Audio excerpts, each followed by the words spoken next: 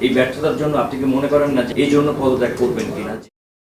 কোটা সংস্কার আন্দোলন দিয়ে মিথ্যা গুজব ও অপপ্রচার বন্ধে সামাজিক মাধ্যমগুলো কেন পদক্ষেপ নেয়নি তা জানাতে বিটিআরসিতে হাজির হয়ে ব্যাখ্যা দিতে সম্প্রতি ফেসবুক, টিকটক ও ইউটিউবকে চিঠি দেয় সরকার।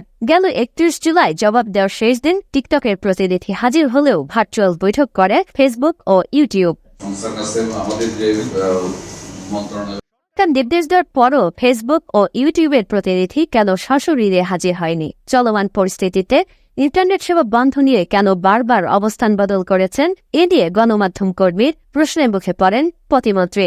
জানতে চাওয়া হয় ব্যর্থতার দায় নিয়ে পদত্যাগ করবেন কিনা।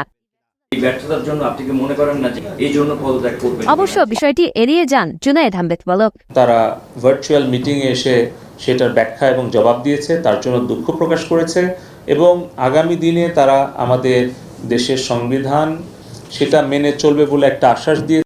এ সময় বোনাস ডাটা প্যাকেজ গ্রাহকরা ঠিকমতো পাচ্ছে না এবং অভিযোগের বিষয়ে প্রতিমন্ত্রীর দৃষ্টি আকর্ষণ করা হয়। তিনি জানান, সুনির্দিষ্ট তথ্য পেলে সংশ্লিষ্ট অপারেটরের বিরুদ্ধে ব্যবস্থা নেওয়া হবে।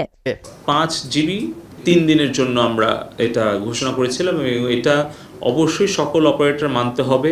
যদি কেউ না মানে এবং এই ধরনের কোনো অভিযোগ আমরা পাই, অবশ্যই তাদের বিরুদ্ধে আমরা ব্যবস্থা নেব। এ সময় কোটা সংস্কার আন্দোলনে চলমান সহিংসতায় এ পর্যন্ত অবকাঠামো ও ব্যবসা বাণিজ্য মিলে প্রায় 18,000 কোটি টাকার ক্ষতি হয়েছে বলে জানান পলক।